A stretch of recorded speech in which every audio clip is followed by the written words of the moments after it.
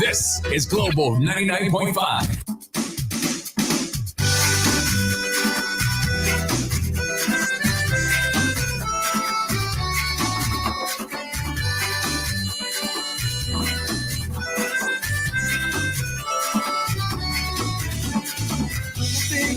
Jump, giant wake from the sleep and slumbering. Rise to look around and smile. He said, Ambrosians, we don't have much time. Purification and the realization, whispering of the night. We are the continents of the west, order of the island. Where the trees grow bigger in this fertile sun. Sometimes I often wonder if there is any earth. Oh my Andros, she wakes, she wakes, she wakes, she wakes, she wakes, she wakes, she wakes, and ocean she wakes. Oh my Andros, she wakes, she wakes, she wakes, she wakes, she wakes, she wakes, she wakes, and ocean she wakes. Oh yeah, no. Right.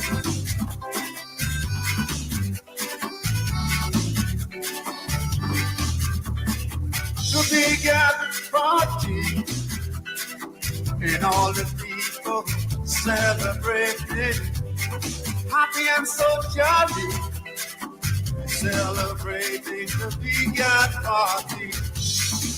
East, west, north, and south, they coming from all about. When the people working together, they joining hand in hand. Love, peace, and unity all over Andros land. Oh my Andros, she wakes, she wakes, she wakes, she wakes, she wakes, she wakes, she wakes, and ocean she wakes. Oh my Andros. She wakes, she wakes, she wakes, she wakes, she wakes, she wakes, she wakes, and ocean she wakes. Oh yeah, oh yeah.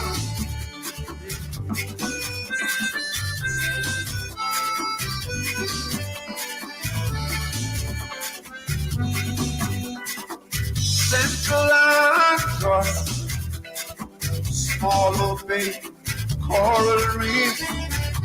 All Andros together, they're showing off difference and culture. Mangrove key, hospitality, sweet. When they hear the rhythm, spirits from the broken reefs. Join your voices together, yeah, how they sing. Oh my Andros. She wakes, she wakes, she wakes, she wakes, she wakes, she wakes, she wakes, and ocean she wakes. Oh my Andros. She wakes, she wakes, she wakes, she wakes, she wakes, she wakes, she wakes, and ocean she wakes. Oh yeah. No. Right.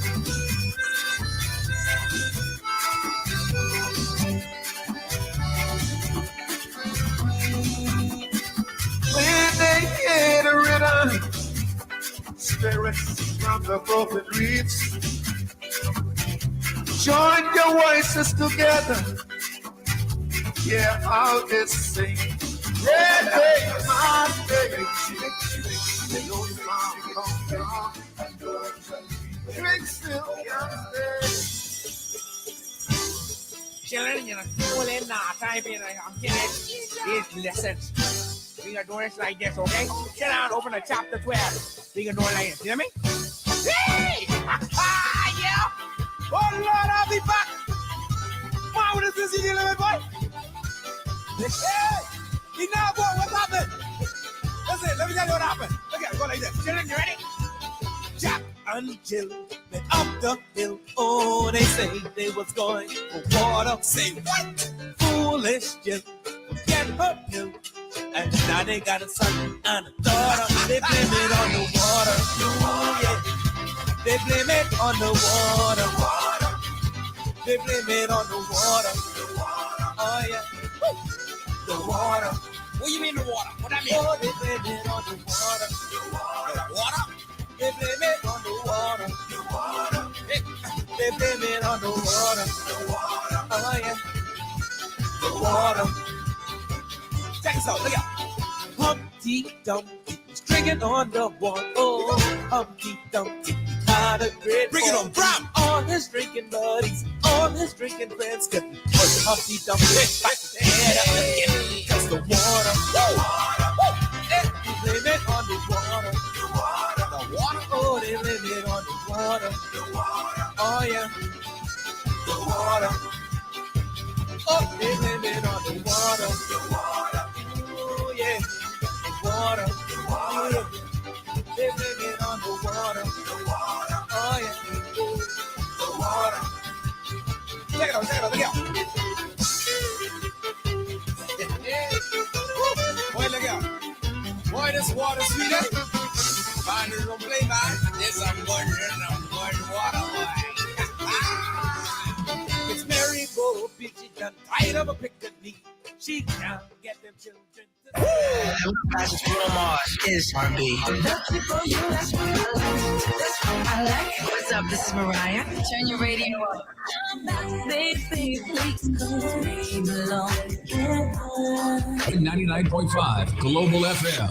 Check it out. Number one. This is 99.5 Global FM.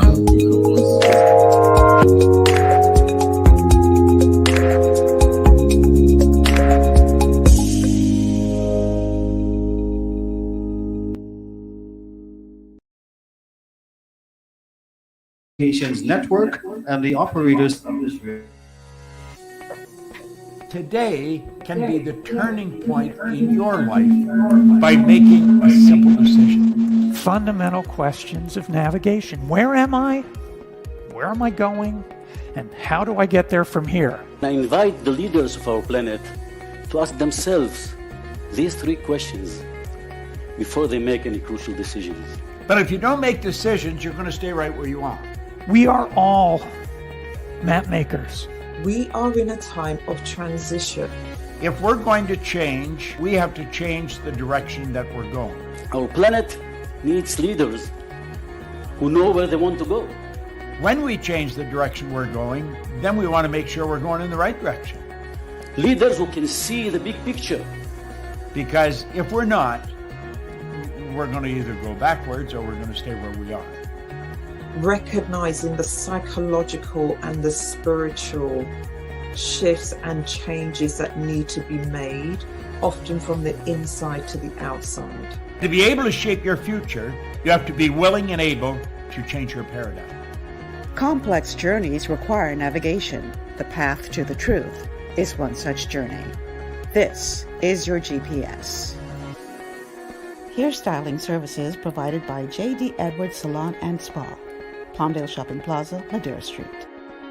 Accessories provided by Chevette Williamson Jewelry. Standout jewelry for standout women.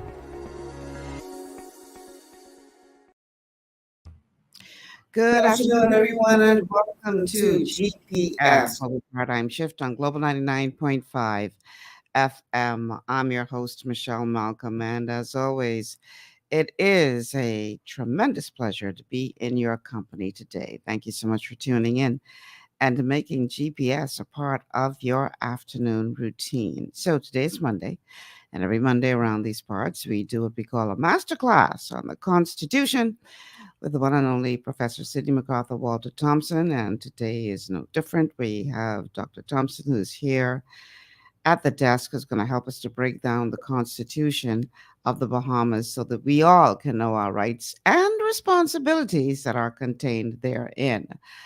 So how do you get to be a part of this conversation? Well, that's easy enough. The telephone numbers to call are 3260271, 3260271, 3260272, 3260272. No WhatsApp call today. I understand we don't have the WhatsApp line with us, so I apologize to those of you who would have preferred to WhatsApp us. No, we can't get us that way today, only by phone. Or you can actually log in and watch us on Facebook, where we're streaming live on the official Michelle Malcolm and Global 99.5 FM pages. And you can always put a comment there on Facebook. We're also streaming live to our YouTube channels. And speaking of channels, you can catch us on Cable Bahamas channel 974, or you can download the Global 99.5 FM app to your smart device and check us out there. Of course, you can check us out via radio 99.5 on the FM dial here in New Providence. And a huge welcome to all of you who are tuned in from Grand Bahama or the Family Islands or anywhere across the world. We have many Bahamians who are living abroad, Canada, the United States, some in Europe. I even have some friends out of Africa who tune in. So thank you to you all for making GPS a part of your afternoon. So, Professor. Yes, ma'am.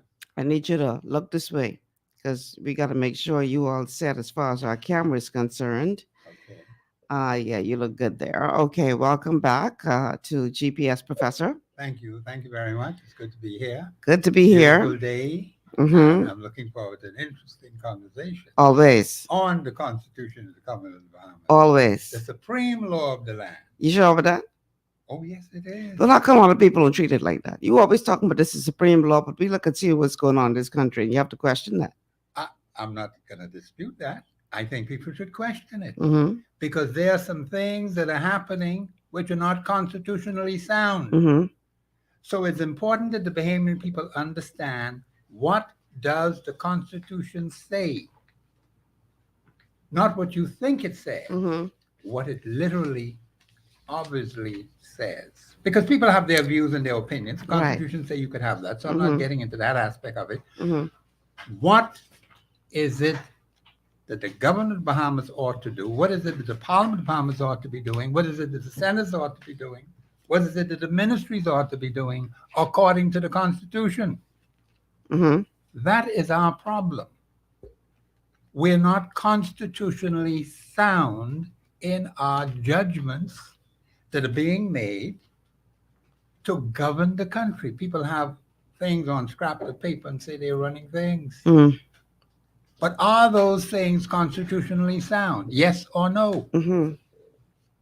Article 2 of your Constitution says, any other law that is inconsistent with this Constitution shall prevail, and the other law, to the extent of its inconsistency, shall be null and void. Mm-hmm. It doesn't exist. And unfortunately, we have too many laws that have been passed in the House of Assembly.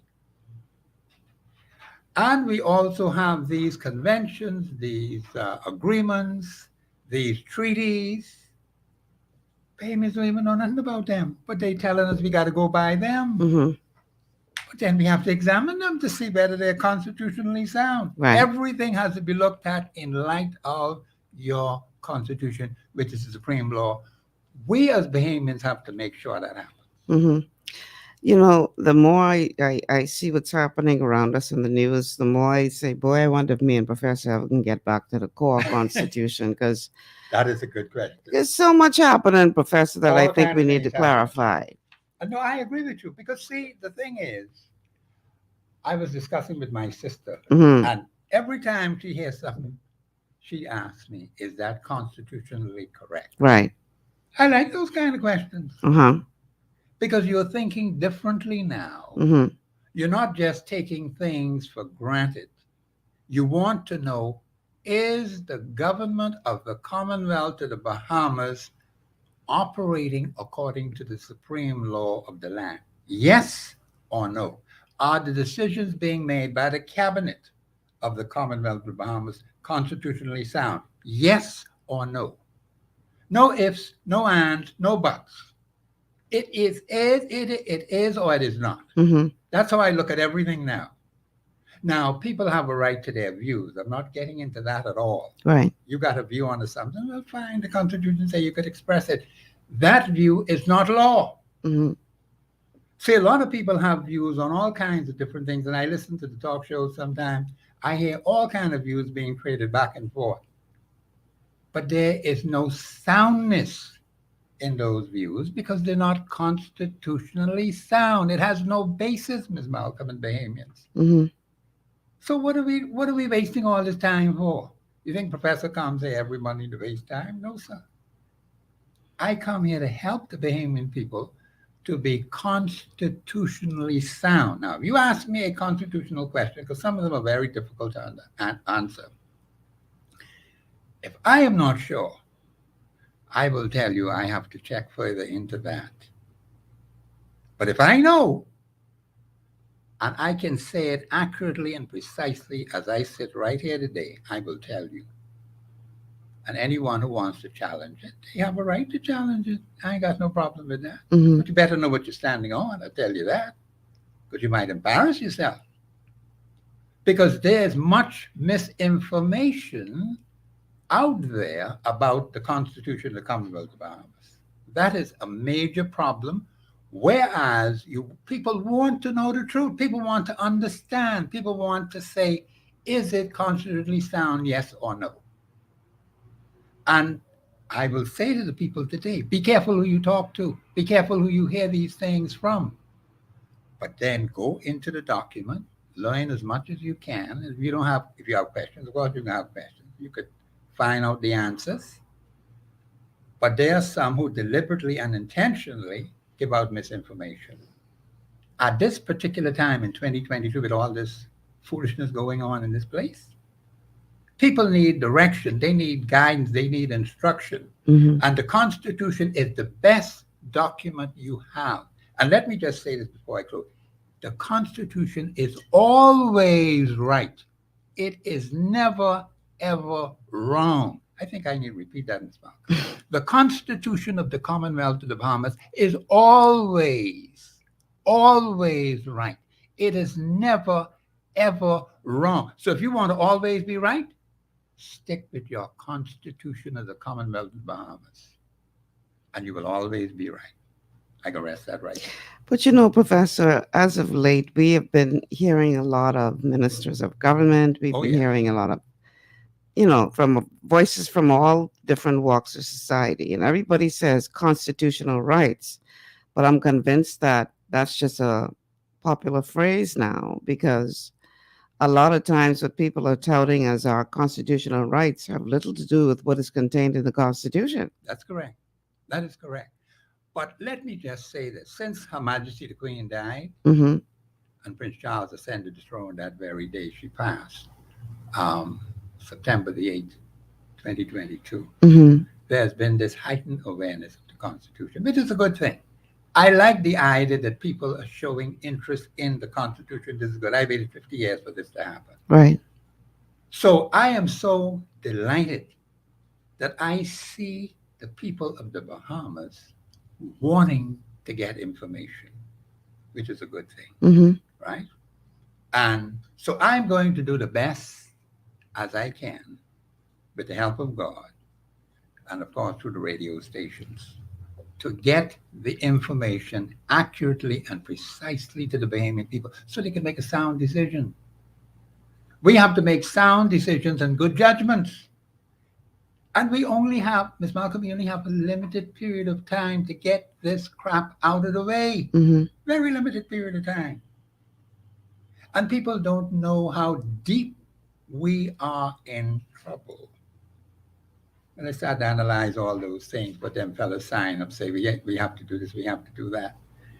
And the only thing I'm going to say is it constitutionally sound? I go to Article 2.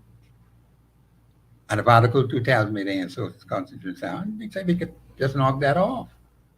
But you won't know unless you examine every single treaty, every single convention that they sign on, and say, we have to go by this. And the Bahamian people know nothing about these things. Never saw them, never was consulted. Just one or two persons sitting around one table say, well, we can sign this. But it never came to the Bahamian people. Then you have these heads of agreements that the government has signed on to. We don't know what's in them. So what kind of country are we running? Is it for a select few individuals who are to know some things, but the vast majority of us know nothing? But we could change all of that crap. We don't have to go by that, but we have to be knowledgeable. And of course, we can use our numerical strength. That's Article 24.1. Mhm. I refer to that all the time because it takes the collective will of a people. Well, you need 51% or more, you know. That's all you need to mind the other less than 51%. Mm-hmm. We could always control that group. 51% or more become righteous in their dealings one with another. I tell people all the time, work with your people in your local community. Get to know them, be friendly with them, be kind to them, be nice to them. You'll be surprised to know how fast the community will come together. Because then people have a little bit more confidence, they have a little bit more trust. They're saying you're talking business. Even when they tell you something, people tell me all kinds of things. I gotta ask them nothing. Mm-hmm. But I just pray to God. But it has been going on for 50 years now, so I don't even remember it no more. After you done tell me, it's unforgotten. All I'm saying is, if we learn to treat one another with respect and decency, stay out of people's private, personal affairs, look at what's happening in this community, what is common to all of us, all these street lights out, all of these roads full of big holes, and other things that affect us collectively on the ground in your community. Unemployment, major problem in this country, although some say we got employment. Some people left the country because of the things they see here. And I won't encourage that. You know, people like us, we got to stay here to build the country. We got to work and solve issues and solve problems. You don't run away from problems. My ma and pa didn't run away from the problems. They stood and faced it. Expect me to do the same thing. You know how many scores of thousands out there who are waiting for us, people in my generation now. Now, not all of them are going to do anything, but some of them, or a good number of them, have to do something to help this country. And the younger people, they can make their contribution also, as was done January 10, 1967. Okay, so I have a couple of comments here I want to read. This one is coming in from Linda Stubbs. She says, we need guidance, so where do we go from here? And D'Amico says, Article 24, the collective will of the people. So I think you pretty much touched on the answer that Linda was looking for by your last statement. Yes. About coming together to address common concerns to the community, because often it comes up on this show that there is something that we as a collective can do about it. We don't have to sit back and take exactly what is being what is being dished out to us. Yeah, but people always say, well, what do you do? What do you do? What do you do? And so it's all about understanding what is contained in Article 24, which is the collective will of the people. If you haven't already done so, I want to encourage all of you out there listening to download the Constitution to your smartphone or smart device. It's so easy nowadays. All you have to do is Google the Constitution of the Bahamas, and it springs right up. PDF version, you can download it and have it where you can go and refer to it. Not just for these shows, but so that you can have a fuller and better understanding of what is contained in your Constitution. Now, we know after going through this step by step, line by line, act by act, that it ain't easy to understand. I will acknowledge that. That is correct. It's been written in such a way that can make you, try to figure this out, because it ain't simple and plain English. No, okay, that is correct, and that's why it's important that we have other means to get to the masses. So that woman in Bainton who have those 6 boys, the man in Foxhill who got 6 daughters, he's looking for husbands for them. They need to understand too. That's where people like me come in place.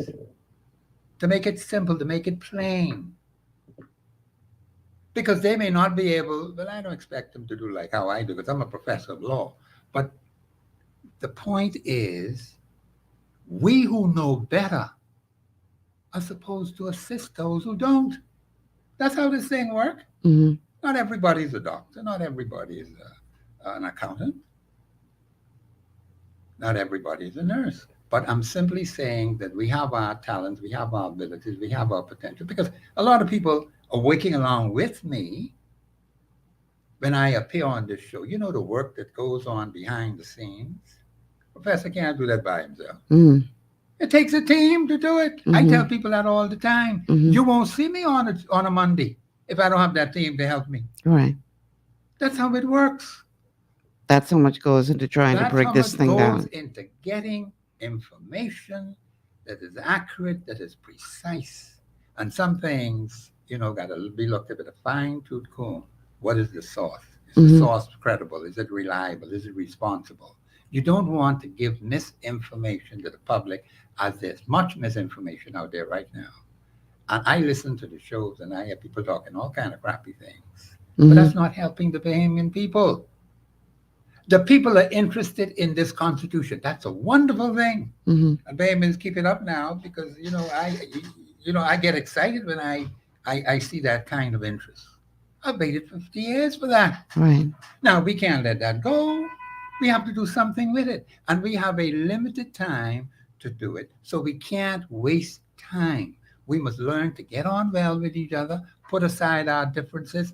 There are things that are common in this country, nationally. There are things that are common constituency-wise. We have to do something about it. All right. I see someone asking a question on Facebook. They say, two questions. One says, where do they go? And then another one says, we need a forum so we can ask questions and obtain clarification. Well, until such time, Linda, as there's some kind of town meeting or something on that. That's exactly what this show aims to do, to be a forum where you can call in and ask questions or put your questions here on Facebook. And the professor will do his best to answer those questions as we go through this Constitution bit by bit, line by line. This is exactly what this forum is for, to bring clarification so that you can understand a bit better what is contained in the Constitution. I'm sorry, go ahead. Yeah, that is correct. I'm happy that she put it that way. Because my job is to make sure it is clear, crystal clear. I want everybody to know it just like me. Because I get 150,000 to understand the Constitution like me. I ain't got nothing to worry about. I know you could go right off into the sunset. Yeah, I could ride off into the sunset. I know we'll change this country. So I'm going to work toward getting the 150,000. Right. To understand it just like Professor Thompson does. Now, I know the way how it's written. We understand all of that. That's how those fellas set it up. But don't worry about that. I am able to strip all the legal language out of that and put it in simple, basic, fundamental language. There can be some other forums, but now we have this with Ms. Malcolm. Let's work with this. Every Monday, by the grace of God, we come here for 2 hours and we speak constitutionally. So I'm delighted that she said that.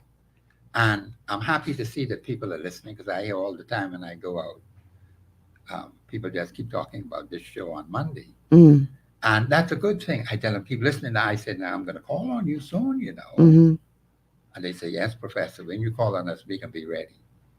I want the people to understand there are some other things we have to do, but let's take it step by step. Get as much information as you can. Information, accurate, precise information is important. So you tune into the show on Monday. Tell your friends, let them know. And they can listen in, call in, ask questions, any question on the Constitution that you would like to be answered. Don't be ashamed. Linda says, thank you. I love that. I will read and tune in with my questions. We are waking up. Yes. And that is a good thing because, see, the thing is, the Constitution is the document to run this country. It's a sound document. The Founding Fathers, they saw way down the road. And we don't give them the credit that is due to them. This Constitution is very powerful, very dramatic. Some things entrenched in it, the way how it's written, the way how it was entrenched.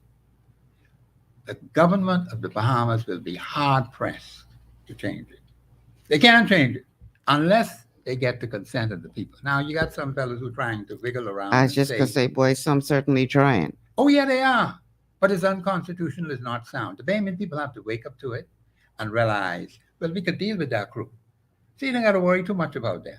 You already see by the evidence what they are doing. That's why I say to the Bahamian people, listen to what the ministers say, listen to what the MPs say, listen to what the Prime Minister says. The Prime Minister has a responsibility. We'll talk a little about him further in the show, because I heard some things on another show today. And people need to understand how that office should be, but I'll just leave that right for now. Yeah. But the point is that, people need to understand, and let's move on. We have to take a break. So let's take this break. And then when we come back on the other side, we can break that down a little bit. But we do have to take a commercial break. So stay with us.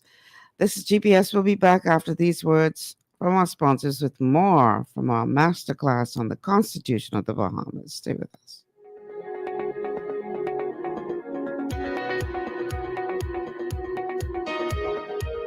Global Paradigm Shift will return after this.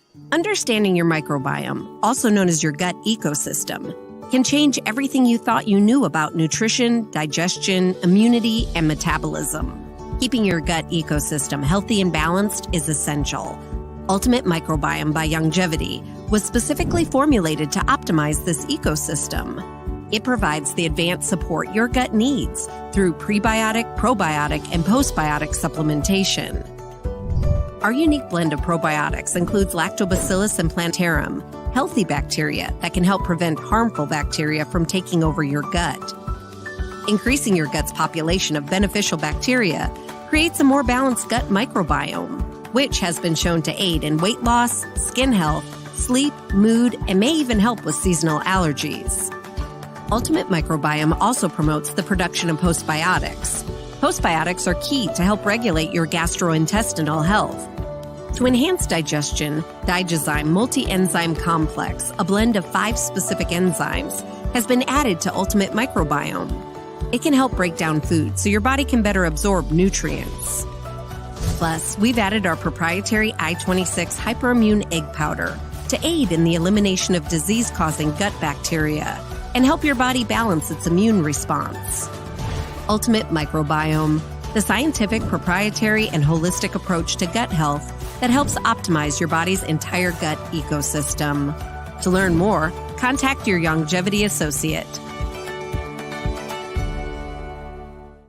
Welcome to Sunshine Auto, the hardest place on the planet for rims, tints, and tires. We are your auto superstore for rims, Lexani, Azaras, Trueform, Western, Lux, Fuel, Trackline, Tough, Rough Racing, Velocity, Mud, All-Terrain, and low-profile tires, cars, homes, and commercial window tinting. At Sunshine Auto, we put God first and customer is king. Blessed love.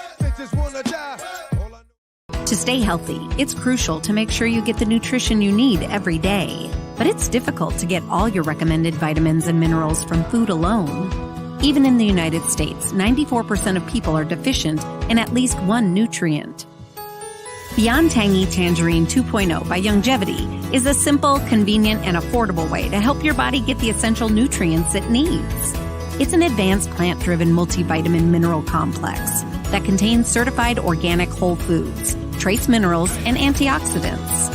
BTT 2.0 supports your body's natural defense system with a proprietary blend of energy-boosting and body-loving nutrients, plus prebiotics, probiotics, amino acids, and enzymes that support digestion. With an unusually high ORAC score of 8,000, you get even more antioxidants to help combat free radicals that can cause damage to your cells. But to get the most benefit and value from any multivitamin, your body must be able to break down the nutrients so you can fully absorb them. Otherwise, they'll just pass through your system without doing any good. Beyond Tangy Tangerine 2.0 was specially formulated with synergizing cofactors to ensure you get maximum nutrient absorption. Beyond Tangy Tangerine 2.0 is the easiest way to give your body the balance and complete daily vitamin mineral supplement it needs for optimal support of your overall health. To learn more, contact your Longevity associate. This portion of GPS is brought to you by Tiki Bikini Hut at Junkanoo Beach. Great food, cool tropical drinks, and family fun in the sun. And welcome back to GPS, Global Paradigm Shift on Global 99.5 FM. Michelle Malcolm in your company. along with Professor Sidney McArthur, Walter Thompson. On this Masterclass Monday, we're talking about the Constitution of the Bahamas. So before I bring Professor back in, let's tell you how you can join in on this conversation. The numbers to call are 3260271, 3260271, 3260272, 3260272. There's no WhatsApp calls or messages today. Okay, no WhatsApp today. All right, so we're streaming live to Facebook on the official Michelle Malcolm and Global 99.5 FM pages. Please go ahead and like the show if you haven't already done so. You can also find us streaming live on our YouTube channels. And we are available on Cable Bahamas channel 974.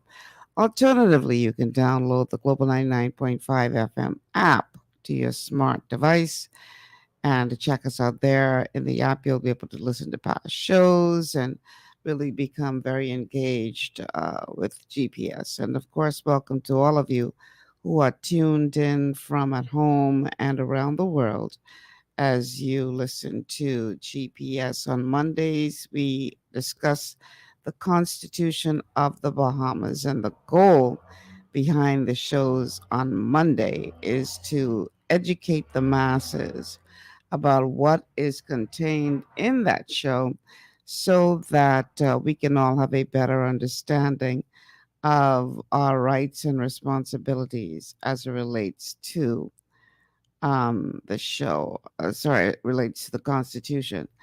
I want to read a couple of your comments, and then Professor and I will do the best we can to get back on track. Because we get off track so much, I don't even know where the track is no more. I don't know where it is either. My goodness. So let me go ahead and read one or two comments. So Smith King says, please put to the good Professor why a foreign national cannot be a politician in the Bahamas House of Parliament in the Constitution. I just want to mark the page. Is there a place in the Constitution, Professor, that deals with that? Say the question again. That a foreign national should not be a politician in the Bahamas House of Parliament. Does the Constitution address that? Yes, it does. Because Okay. You have to be a citizen of the Commonwealth of the Bahamas. And Come closer to the microphone. There are specific qualifications for running to be Mhm. a parliamentarian. Mhm. And the Constitution, well, if you are a foreigner, you have no Bahamian status Mhm. as a citizen. You should not be there. The Constitution doesn't support duality of citizenship. That is another problem we had in the past, where there were persons who were sitting in there with more than one citizenship in their hand. Mhm. They had to come out. If we have such individuals there now and we can prove it, then they have to come out as well. What I found out is that there are people that have information, Mhm. but they don't use it wisely. I wish they'll give the information to me. I just tell them all the time, you give it to Professor Thompson. You'll know what to do with it. But if I don't have the facts, if I don't have the evidence, if I don't have the proof, it is extremely difficult to move in on a situation. Mhm. But once it can be documented and once it could be proven beyond a shadow of a doubt, then you shoot for it. Okay. All right. Let me go back to a couple more comments. Let's see. This one is coming in from Leotha, who says, I wait eagerly for Monday's teaching by Miss Malcolm. Not by me. I learned just as much as you.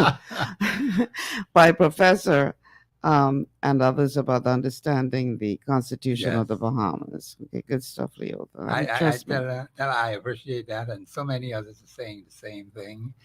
So I think that I want the list to keep growing because more and more people need to tune in, and they're going to get accurate and precise information because I take the Constitution very, very seriously. And it is my life. I waited 50 years for the Bahamian people to get to this point. Mm-hmm. And I'm not vexed with them because I had to wait 50 years, but that's fine. But I'll work with them. And some things have to be repeated over and over and over again. Mm. That's not a problem for me because understanding, once they get some basic fundamental points grounded in their psyche, you will see some changes very, very soon in this country. There's another question being put forward by Linda. She says, is it a requirement that all political activists be required to know the Constitution? If not, why not? That's an interesting question. Let's put it this way. A political activist may have certain things that they believe in. They don't necessarily have to know the Constitution. The Constitution doesn't specifically say that. It would help. But it will help. Yes, I agree. But then those who are representing you, who are to make laws, Article 52.1, to make laws for the peace, order, and good government of the Commonwealth of the Bahamas. I don't understand why you want to elect people who don't know the Constitution. That's a major problem. We've had that problem for a long time. It is advisable to scrutinize the candidates who want to go into the House of Assembly. We haven't done a good job of scrutinizing them carefully. Are they constitutionally sound? Yes or no? That's what you should be asking yourself all the time, because, you know, a lot of people want to run and they have that privilege to do that if they so desire. The Constitution allows for that. But do they fit? Are they constitutionally sound? Are they the person that is going to go to the House of Assembly and be a parliamentarian, not a party personality? See, there's a big difference between the two. A parliamentarian who is going to do the job of a parliamentarian or representative in the House of Assembly to protect the interests of the people in its particular constituency? Right. Or are they going to just be sitting in the House of Assembly as a party personality, which many of them have done over the more than 50 years, and just let things happen? They don't stand up, they don't fight for their constituents. You see a whole lot of problems that have been compounded over the last 50 years. Right. And so we have a lot of work to do. You know, when I was off to school and university and you had a very heavy class that you were taking, and you didn't want to do the work, and I'm not saying that that's a good thing, but a lot of students didn't want to actually do the work that was required to do well in the class. So they would go out and they would find Cliff Notes. Cliff Notes were these little books, very, very shortened versions of, it's sort of like giving you a very brief overview of what the real book is supposed to be about. Right. So a lot of lazy students would say, I just came with the Cliff Notes. And they would go out and buy these Cliff Notes. Now, any professor with their weight and salt could see right through that. Yes. And they knew that they didn't put in the work. They didn't do the research. They just pretty much were regurgitating what was in these Cliff Notes. Yes. When it comes to our Constitution, because you often talk about making sure that the masses can understand this, and you acknowledge that it is difficult for most people to understand the way it is written now. That's correct. Do you believe that we could benefit? When I say we, I'm talking the masses, the lady in Baindown you always talking about, and the fella in Fox Hill who you always talking about. Yes. Do you think that it would be beneficial for the production of some kind of Cliff Notes as it relates to the Constitution, where we look at the most important articles or the most critical articles as it relates to our rights and responsibilities, just so people could get a general overview? Or do you think that, like it was in college, no, that's not enough? We need to really study this thing and understand it beyond the surface. What are your thoughts on that? That is a good point you brought up. I believe for the average Bahamian, a lot of Come things, closer to the mic for me, please, Professor. A lot of things has to be put in simple, basic, fundamental language so they will get it. Right. Now, a lot of them are not going to go into any deep study like I would do. So I don't expect that. Right. So my responsibility, since I have done it, is that I have a responsibility to make it easier for them to understand this complex document. Yes, notes can help. shortened versions of things can be put in, basic fundamental things, whether it's on a recording or whether it's on radio, whether it's in writing. Yes, that will help.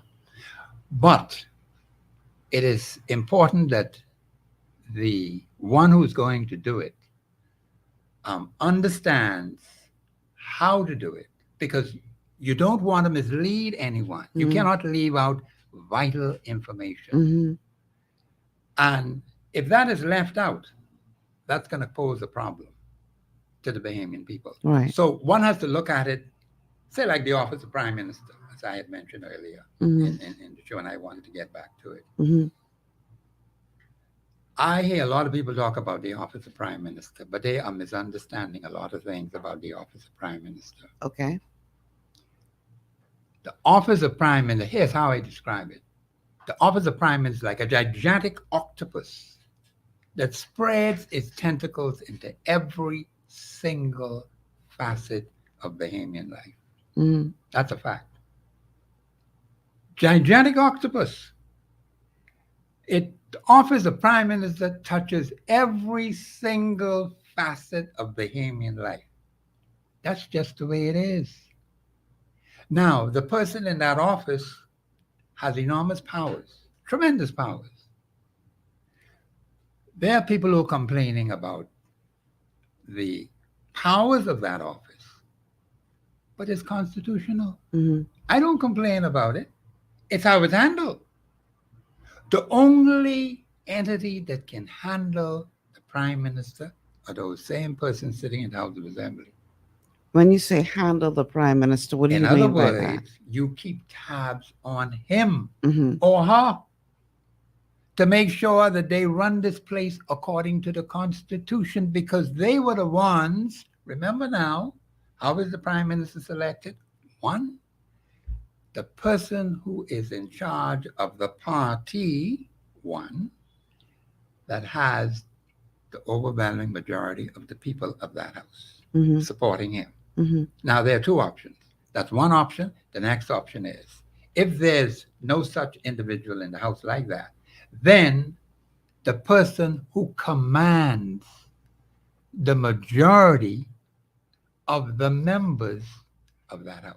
Now, the Governor General has to be sure of both, whether the person who has the majority, the person who heads the party has the majority of the seats, or one, if that does not exist, then there's only one other alternative, the person sitting in that house who commands the majority of the members of that house.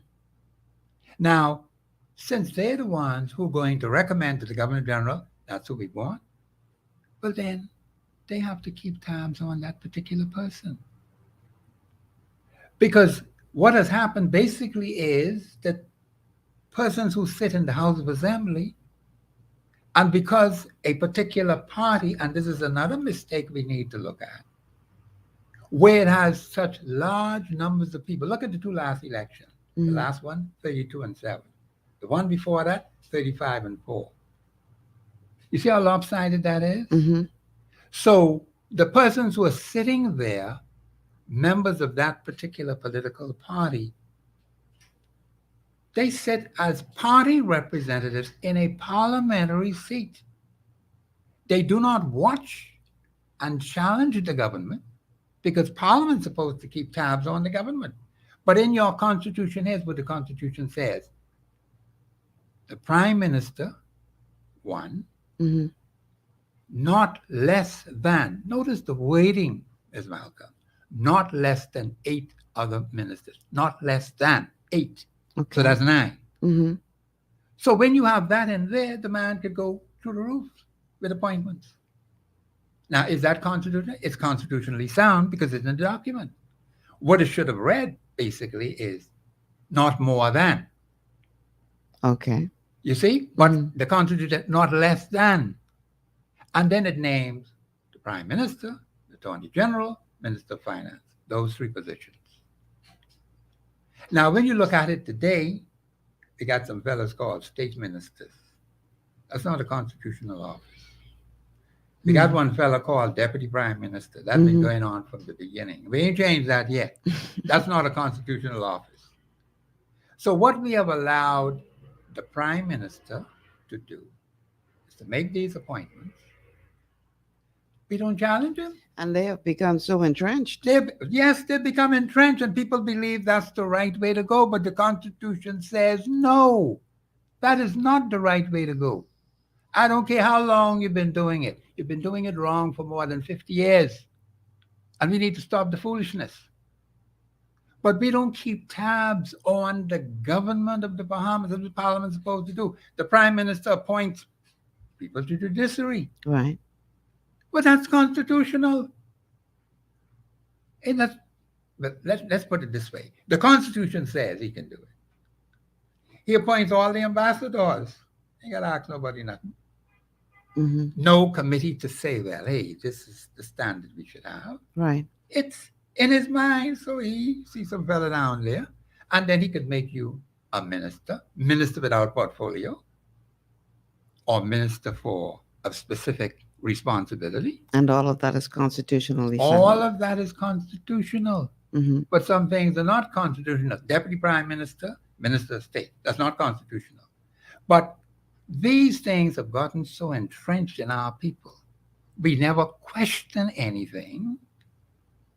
So now what you got today is like they got this fella up on a pedestal, and the Parliament is subservient to the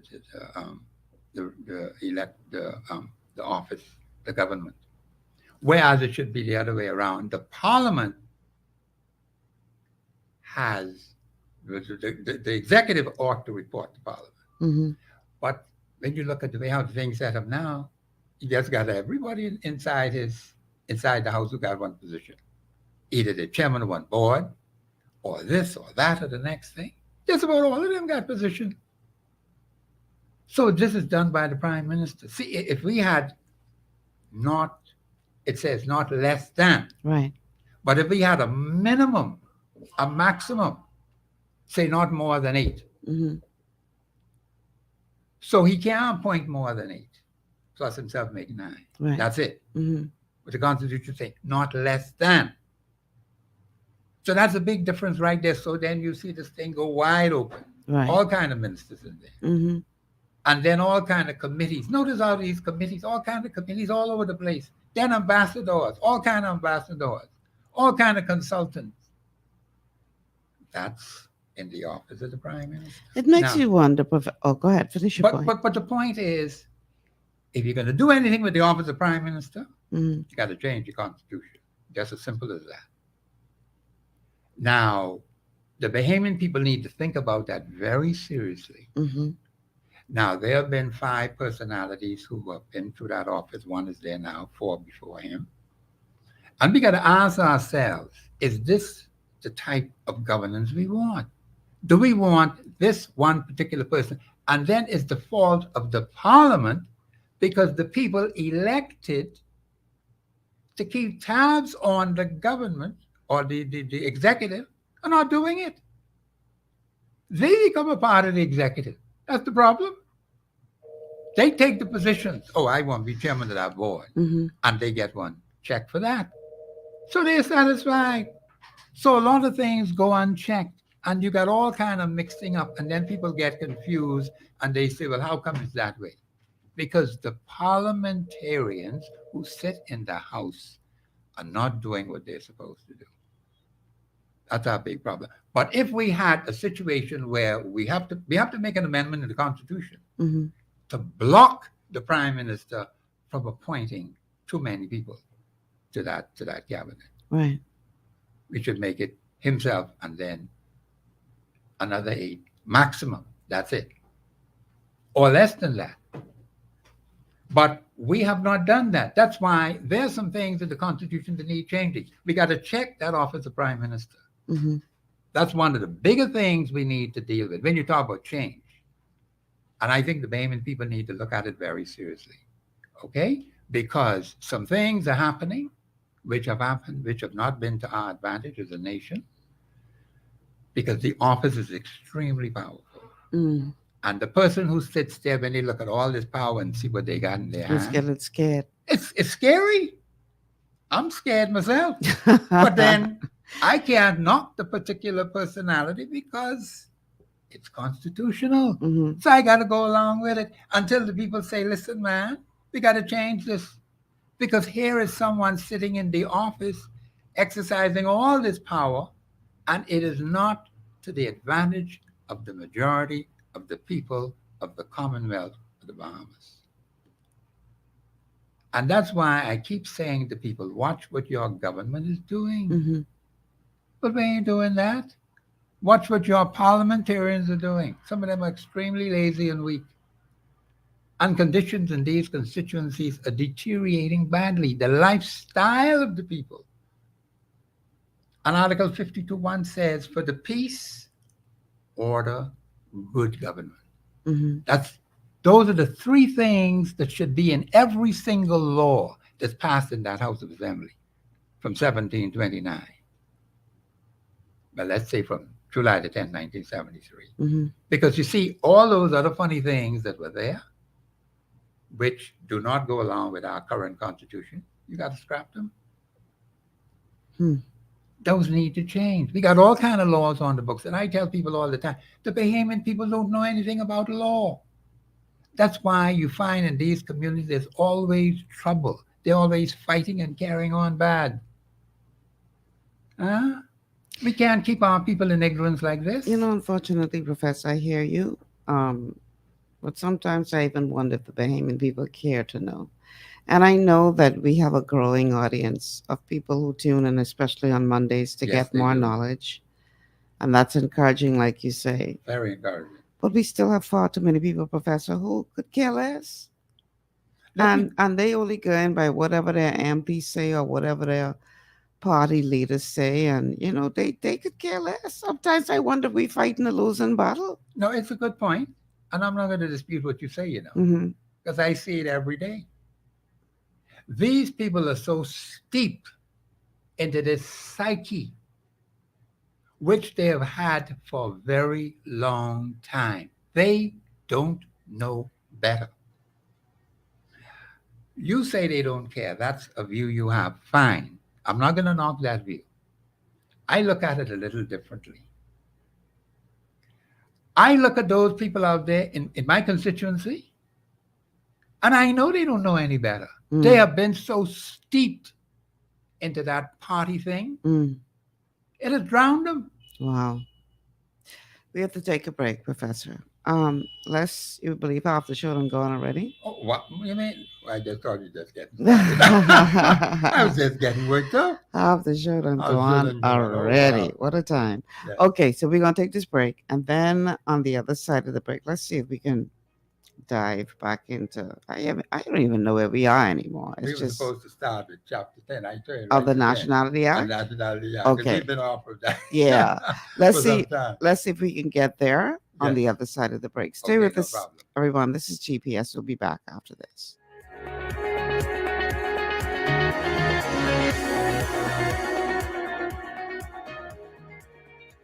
Global paradigm shift will return. Your body's immune system is under constant pressure from things like stress, lack of exercise, and toxins in the environment.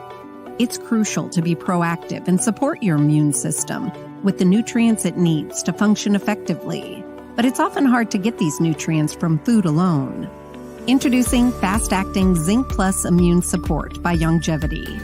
Unlike zinc-only supplements, Zinc Plus Immune Support builds on the proven power of zinc and adds complementary nutrients to give your immune system extra support. Vitamin D helps balance the effects of zinc, while our proprietary blend of natural fruit and root extracts provides the extra help your immune system needs to work against daily stressors. And we've included Longevity's exclusive plant-derived minerals to give your body the minerals it needs, but can't get from food alone. And because Zinc Plus Immune Support is delivered in a great-tasting, sugar-free, berry-flavored lozenge, it encourages quicker absorption of all these nutrients into your body. Zinc Plus Immune Support.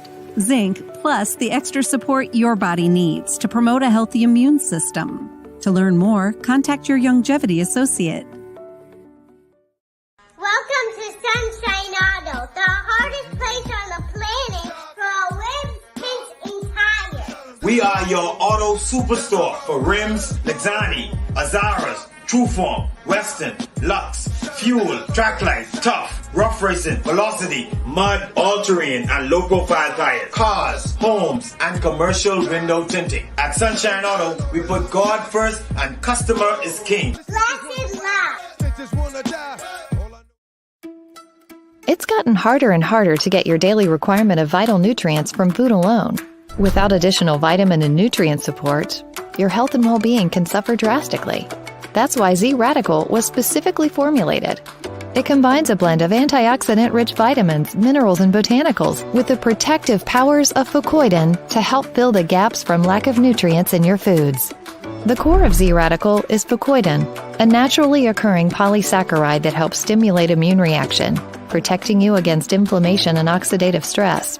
We harvest this powerful mineral-rich nutrient from brown seaweed, harvested only from the world's most pristine ocean waters to ensure the purest quality. It's then extracted using cold process technology to ensure maximum levels of bioavailability. Then we add essential vitamins that help to protect your cardiovascular and nervous systems and are crucial for optimal immune and neurological function. Z-Radical also includes a proprietary blend of delicious antioxidant-rich fruits and berries. This great-tasting combination helps your body combat free radical imbalances that can contribute to a variety of degenerative conditions like arthritis and heart disease. Z-Radical. Experience the power of fucoidan with antioxidant-rich berries, 8 essential vitamins, and more to provide you with potent health benefits. To learn more, contact your Longevity associate.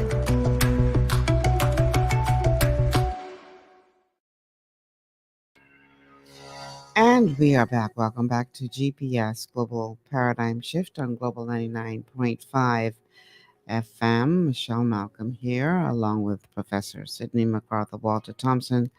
Every Monday around these parts, we do what is called a Masterclass on the Constitution. And that is what today's show is all about. So how do you get to ask a question or get some clarification on something? Well, you can call us at 3260271, 3260271, 3260272, 3260272. And there's no WhatsApp line today, so please do not send a message or call us on WhatsApp because we're not going to get to it. We are streaming live on Facebook on the official Michelle Malcolm and Global 99.5 FM pages. If you haven't already done so, please like and share the show. Let everybody know we're on the air. We're also streaming live to our YouTube channels, our official channels. And officially, we're on Cable Bahamas, channel 974. 974 on cable, or you can download the Global 99.5 FM app to your smart device. Check us out there. And of course, there's our radio audience. Thank you so much to all of you who tune in by way of radio. And check us out there. I believe we have a call on the line. Yeah, caller, welcome to GPS. I thank you so much, Ms. Michelle and Professor, for what you're doing, the work you're doing. Thank you. I trust that you would continue to do it and educate the Bahamian public. Professor and I used to be at war because for the very same reason that the Constitution has so many things in it that needs to be changed. I used to call it a fictional document, but he used to get on me for that. But that's the reason why, Professor. But let me ask you a question. Yeah. 54.1, which deals with, subject to this provision, Parliament can alter the Constitution. Yes. Now, suppose personally or a group of us decided that we want to challenge something that was done unconstitutionally, like the granting of citizenship to persons who cannot, say, renounce theirs, which means they can't pick up mine. Can Parliament go in now and pass an act saying that that provision is now available for someone who cannot renounce theirs, can now carry mine, carry the Bahamian citizenship, even though, could Parliament go right in now and change that? Because if I were about to challenge that, Parliament may want to change that so that they can keep their votes intact. It's interesting how you asked the question. The answer is no. It doesn't work that way. Okay, thanks. I'll hang up and listen to the rest. Thanks for calling. Okay, no, it doesn't work that way at all. There's a process. Article 54.1 speaks to the process that must happen those entrenched articles, and virtually all of them are entrenched, except for just a couple that are not entrenched. Mm-hmm. I think the intent of the founding fathers was to make sure if anything can change in this, Parliament, the government of the day, has to go back to the people. Mm-hmm. All right? So they can't just willy-nilly decide, although some will make an attempt, like some are doing that now, talking about they could pass legislation. Mm-hmm. All right? And that legislation would supersede the Constitution. That can't happen. That's unconstitutional. Let's put it this way: that shouldn't happen, because it's happening. Well, let's put it this way. No, I'm not going to knock what you're saying, Mm-hmm. because the government is acting unconstitutionally. Okay. Okay, that's a given. Mm-hmm. We can prove that beyond a shadow of a doubt. It is now the Bahamian people that will have to understand how serious this is. Right. And take the necessary appropriate action that is necessary to stop the government of the Bahamas from violating the Constitution. Mm-hmm. That's the next course of action. Okay? Because we just can't sit back and allow them to do anything they want to do. Mm-hmm. That doesn't make any sense. If you are not prepared to govern according to the Constitution, then you shouldn't be there in the government. What are you there for? To do what? Just to do things for yourself and put the country in deep trouble? Mm-hmm. Because we're in plenty of trouble right now. Okay? Come closer to the mic, please. So it's going to take the Bahamian people Mm-hmm. organizing themselves, being fully armed with the necessary information that is constitutionally sound, so that whatever action is taken, it will be successful for the Commonwealth of the Bahamas. Okay. That's what people need to understand. Mm-hmm. And so once we take those kinds of things seriously, we can get there. All we need are 51% or more, and we could do it. And yes, it may seem that, people have been, look like sucked in, as it were, or maybe some would say they don't care. Mm-hmm. I'm not going to knock those expressions because, I understand how they're looking at things. Right. I used to think so too. But my approach has to be different because I happen to know better. Mm-hmm. Okay? And I see where there's been a lot of deceit, a lot of things that have been said which were not true. People have been just led down the garden path to destruction. Mm-hmm. Now, it is the duty of us who know better to help our brothers and sisters, because if the country falls, then all of us fall. Right. That's just the point. Mm-hmm. So I think it's worth fighting for. And since I waited 50 years for them to wake up, that's not a problem. You're a patient man. Oh, yes. And that's why I'm saying to them now, let's get on with it today. Let's not waste time. Let's not talk nonsense and foolishness. Let's get right to the issue. Remove all of these things and just keep asking yourself, is the governor of the Bahamas acting constitutionally sound? The answer is no, they're not. Mm-hmm. We know that. We can prove it. Now, what are you prepared to do about it? Because you have to do some things to stop them. And there are several things you can do to prevent that from happening. To keep the government in check, to let them know you ain't just sit back and roll over and die Mm-hmm. because of the foolishness you're doing. That's what we have to do. And so when you look at this act that we're going through, the Bahamas Nationality Act, which was passed July the 5th, Mm-hmm. 1973, to commence July the 10th, 1973, which was never approved in a referendum by the Bahamian people, meaning the whole act is unconstitutional because it's not sound. You have to have the people approve this act for it to be valid. So, okay, let me ask you something for the sake of those who are listening to the show who are seeking further clarification. Because it's a very fair question that the gentleman asked as relates to things that are being done in the name of an act that are in contravention to the Constitution. That's correct, yes. So explain what you mean or what the term entrenchment means when it comes to certain articles in the Constitution. So that people need to understand that in order for those particular articles that are entrenched to be changed, you have to go through a particular process. I can't wake up tomorrow and say, as minister of so and so, I can just create an act because I can. You feel like And yeah, I feel like it today. I just wake up on that side of the bed. So let me go create this act that gives me all these powers. And I know I can get away with this because people who know better know how. Yes. So even though what I create may go against the Constitution,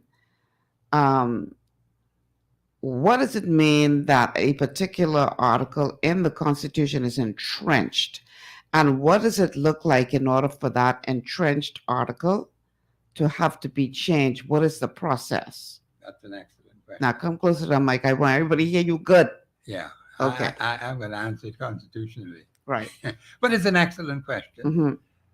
Those articles that are entrenched in the Constitution, meaning the only way any change in any of them at any time must go through a specific process. One, it goes through the House of Assembly, whatever the change ought to be, and it has to be approved in the final ruling in the House. I believe it's between 2/3 and 3/4. In some cases, 2/3, in some cases, 3/4. And it has to pass both the House of Assembly and the Senate. Okay. So once it passes with that required number, 2/3 or 3/4 of the votes in its final sitting in the House and the final sitting in the Senate, then it has to come to the people for referendum. Okay. The people have to go and, as the electors, a referendum has to be called. The people have to go to the polls and vote on it as to whether they agree with the proposed change in that particular aspect of the Constitution. If the Bahamian people decide the answer is no, by one vote, just one vote, it can't pass. People need to understand that. Just one vote, it can't pass. Okay. So it has to come to the people. This act, this Bahamas Act, never came to the people. So the whole thing is invalid. But they're using it today, you know. Of course. So this is what people need to understand. In fact, let me just say something what I discovered. At one point in the past, I didn't even know this thing existed until it was brought to my attention.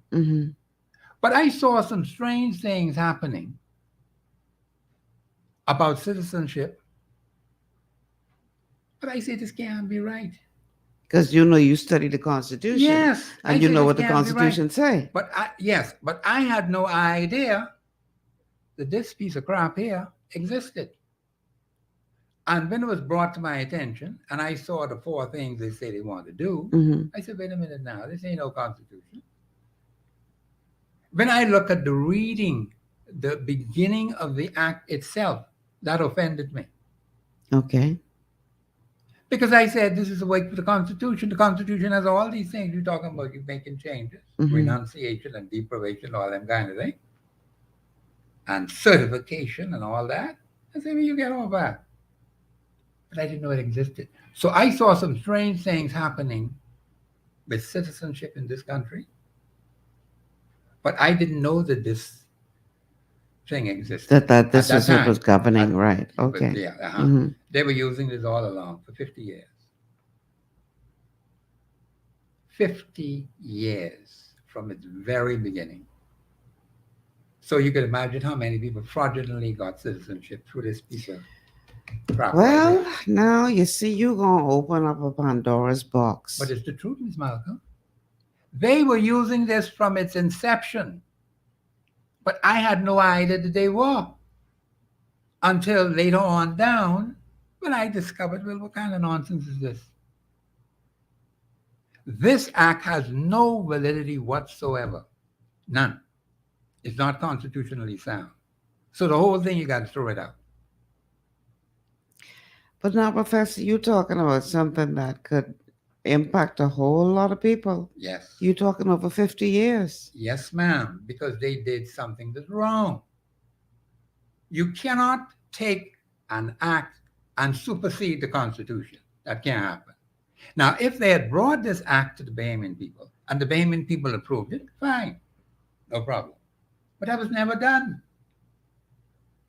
July 5th, and then they brought it into effect July the 10th. The same time when the Constitution came into effect. Mm-hmm. And you can only change the Constitution, those entrenched provisions, by the process mentioned in Article 54. Which is the referendum. Which is the referendum, yes. And there are many entrenched articles, and they can only be changed by a referendum. You know, based on the referendum that we saw the last time and the one before that, yes, I think that a part of the problem, and I don't know if it is deliberate on the part of those who are responsible for bringing it to the people, yes, or otherwise, but a part of the problem is, as opposed to putting these questions in plain English, yes, and not tying one question to the other. So you write the question in such a way that a 6-year-old can understand. You keep it simple. Yes, keep it simple. You don't present it in one way that could be misconstrued to be connected to any other issue. You're just asking a plain and simple question that people can understand. I think they would have better success with these, you know, but the problem is they come with this highfalutin language. They come with it all tied up, it seems, and mixed up together. So people who don't understand legal lingo to begin with that's are all confused. And then on top of that, you got politicians who use it as a political football. Yes. And so they make it even more confusing because now, as opposed to saying, okay, this is the key issue that this referendum is looking at, oh no, they're making this all about politics because, you know, if I'm in the government and we put a referendum to the people and it wins, then that means in our minds that is an endorsement of the people when one truly don't have nothing to do with the other. That is correct. That is correct. In fact, that is how it was sold at one point. Not Minister Ingram do that. Ingram did that. Ingram goes that. Yes, yes. When he say whoever wins this referendum, wins the election. They'll win the government. Yes, yes. I say, So oh, you see Lord, how why the man gonna say that? Now it has become a political issue. Right. And so you see the statements being made by the personality in that office has a tremendous influence on the Bahamian people. Right. But if the Bahamian people were to begin to think for themselves, you can see straight through those kinds of statements. Come closer, man. You would see straight through those kinds of statements and decide differently. Right. So this is why, you know, at this stage, 50 years after independence, and come to find out this act was used all during that time, all kinds of people get citizenship fraudulently through the government of the Bahamas. And you would have thought that everything was done legally or constitutionally sound. It is not constitutionally sound. This act has no validity whatsoever. Never did. It may have been gone to the House Assembly. It may have gone to the Senate. I don't even know how many votes, whether they had the majority of the votes, I don't know. But it doesn't matter because this means nothing. This act we're going through means absolutely nothing. It is not constitutionally sound. That's why I say to people, when the government passes anything in that house, I could take some of the most recent legislation and come live on air and show the Bahamian people the fallacies, as we're going to do with this same one here. We're on chapter 10 now, where it is not constitutionally sound. And I challenge any one of them to show me differently. Because I'm going straight to the Constitution. Because that is what I'm supposed to do. I'm supposed to look at every single piece of legislation. You see all those agreements and treaties they've signed? I got to get copies of them. I got to get my team to put all of them, every last one from the beginning right on up to now. And we have to go through them with a fine-tooth comb. Bahamas got to understand how much work this is going to take. You can't do that overnight. That's how serious this thing is. They have passed all kind of things, tied the Bahamas to all kind of treaties, all kind of things. And guess what? We don't know whether it's constitutionally sound or not. Heads of agreement, we don't know whether they're constitutionally sound or not. So we're in a dilemma. But that's the way they've been governing this place. That's why I say to the Bahamian people, you have to know who you are dealing with when you send people to the House of Assembly. If you keep going the way we were going for the last 50 years plus, we're in deep trouble. Deeper trouble. But we can stop that. We have to stop that. You have to take very specific action against the government of the Bahamas to stop them from violating the Constitution. Because right now, all they're going to continue doing what they've been doing all along. And this is what the Bahamian people have to face. When I came to say how deep this thing was, and when I look at the Constitution, I say I got to face the harsh reality. We got some serious work to do. Bahamians need to understand that this is no light stuff.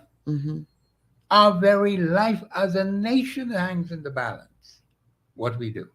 And we only have an extremely limited period of time to deal with this issue. Wow. Okay. Let's try. I got about 3-4 minutes before I have to take another break. Yes, ma'am. So let's see if we can get at least something in. Yes, ma'am. With regard to going back to the Nationality Act, and picking up where we left off. Yes, ma'am. It seems like weeks ago. Yes, because we were dealing with all these different things. Yeah, there's a lot of things came into play. Okay, so part 3 of the Bahamas Nationality Act, and for those of you who are joining us late and don't understand what's happening here, this is a masterclass on the Constitution. Professor Sidney McArthur Walter Thompson is our guide, and he's helping us to navigate the Constitution of the Bahamas. Now, weeks ago, Professor Thompson and I got derailed from looking at the core Constitution by itself, because all of these revelations came out as it relates to the Nationality Act, the Bahamas Nationality Act, which, like he said, is being used by the government apparently. They are. No, it's not apparent. I try to be nice. Okay, all right. I accept your word. Has been used by successive administrations for the last 50 years. Yes. And come to find out, there are several portions within the Nationality Act that do not match what is contained in the Constitution. That is correct. And so we've been going through the Nationality Act, comparing it to the Constitution, just to see if there are any differences, and if so, where there are differences, and then to see what is actually the practice of what is happening in our country and why we as a collective are allowing this to happen right under our noses. So, we have to take a break. When we come back on the other side of the break, we're going to dive into Section 10 of the Bahamas Nationality Act, which is the beginning of Part 3, which deals with loss of citizenship.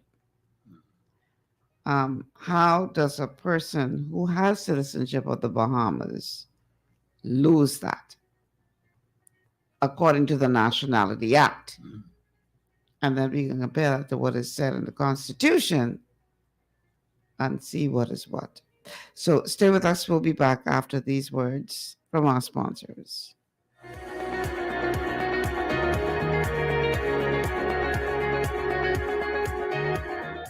Global Paradigm Shift will return after this. At Lee Air, safety is our #1 priority. Flying since 1996, we offer scheduled flights into Fresh Creek and Mangrove Key Andros and Great Harbor Key, Berry Island, twice daily, 7 days a week.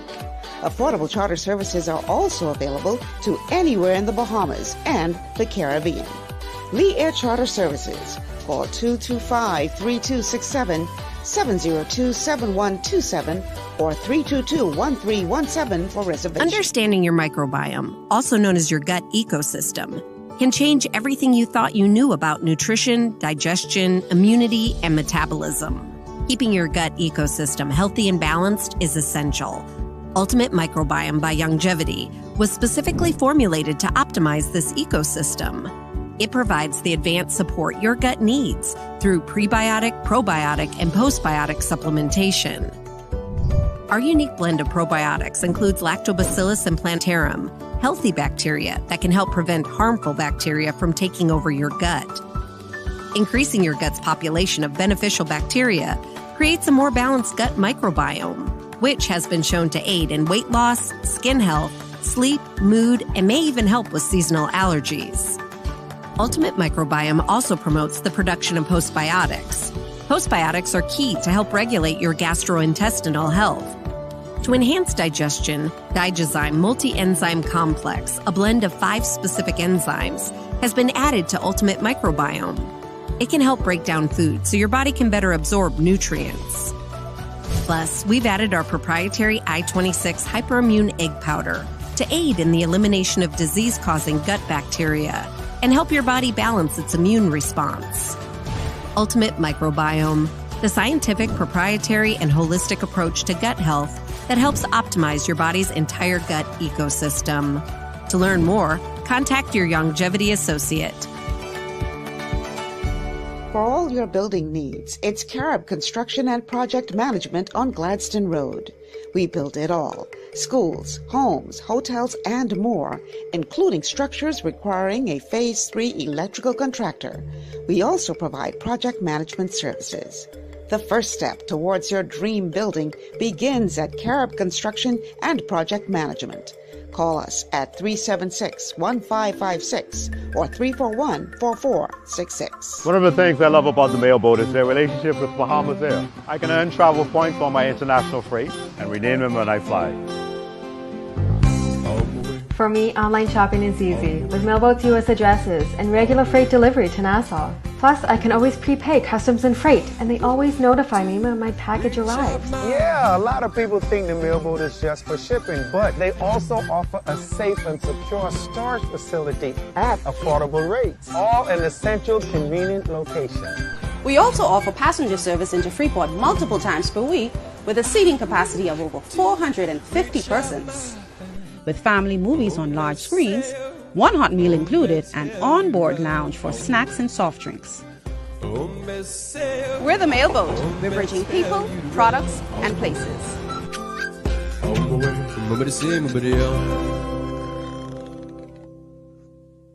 Executive Printers is your one-stop shop for all your branding and customization needs. Letterheads, envelopes, business cards, invoices, share and gift certificates, rubber stamps, vouchers, funeral programs, brochures, flyers, banners, and promotional items like mugs, water bottles, mouse pads, and key rings, all with personable service and great quality. No project is too small or too large. For great turnaround and competitive pricing, make an executive decision. Call us at 393-5011.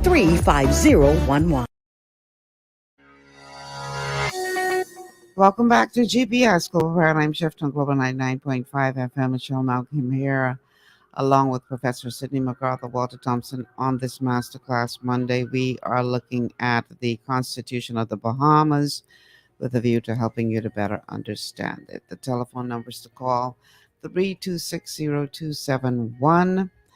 3260271 or 3260272, 3260272. No WhatsApp today. We don't have the WhatsApp line, so please don't send any messages there. I won't see them today. Or call that number. Just won't be able to get through. But we are streaming live on Facebook, on the official Michelle Malcolm and Global 99.5 FM pages. So you can definitely tune in there. If you so desire, you can put a message up on our message center, a comment, I should say, underneath the live broadcast, and we will try to get through as many of them as we can to get them on the air.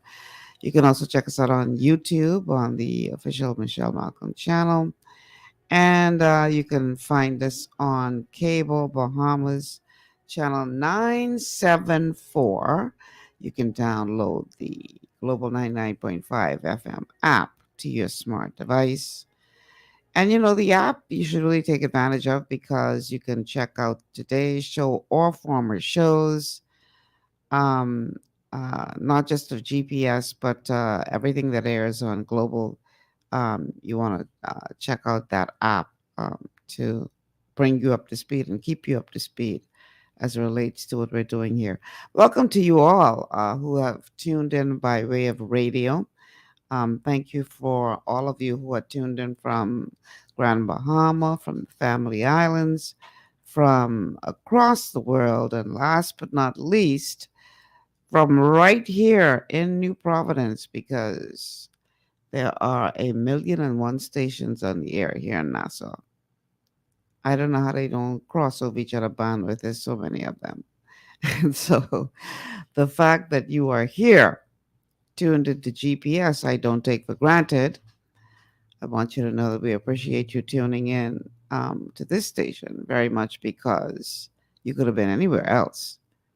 But you chose to spend your time with us this afternoon. And I just wanted to say thank you so much on behalf of all of us here at GPS for making us a part of your afternoon. Okay, so let's get back to this Bahamas Nationality Act now. We've been going a little while. Part 3, I'm just going to read from it, and then we're going to break it down as it relates to how it compares to the Constitution. Again, I'm reading now from the Bahamas Nationality Act. Part 3 of the Act deals with loss of citizenship. It begins with number 10, or Article 10, which deals with the renunciation of citizenship, and it reads as follows. If any citizen of the Bahamas of full age and capacity who is or intends to become A citizen of any country mentioned in the first schedule, or B, a national of a foreign country, makes in the prescribed manner a declaration of renunciation of citizenship of the Bahamas, the minister shall cause the declaration to be registered, and upon such registration, that person shall cease to be a citizen of the Bahamas. But the minister may, at his discretion, withhold registration of any such declaration if it is made during any war in which the Bahamas is engaged by a person who is or intends to become a national of a foreign country. That's what Article 10 says of the Bahamas Nationality Act. I think we have a specific article in the Constitution. It is totally different from what they're saying. Come closer to the microphone. It's totally different from what they're saying there. That article about renunciation of citizenship, or a person who wants to become a citizen of another country. Mm-hmm. What is the specific? Can you remember where that article is in the Constitution? I'm trying to think of it right now, but I'm not sure of it. I think it might be. Well, it probably be under Chapter 2, because Chapter 2 deals with citizenship. Yeah. Citizenship, yeah. Just check that out, and you will see the article which speaks specifically to that, which the Nationality Act. Okay, so let me go to, let's see, let me make this a bit smaller. Yeah. So that I can scroll down to section 2. And then just read that to the Bahamian public. Okay. All right, let's see if I can find that quickly. Mm-hmm. Just got to scroll down. It's a lot of stuff to get past. Just bear with me, please. Okay, that's chapter 1, and we are looking for chapter 2. I'm scrolling. Okay, here we go. Chapter 2 of the Constitution.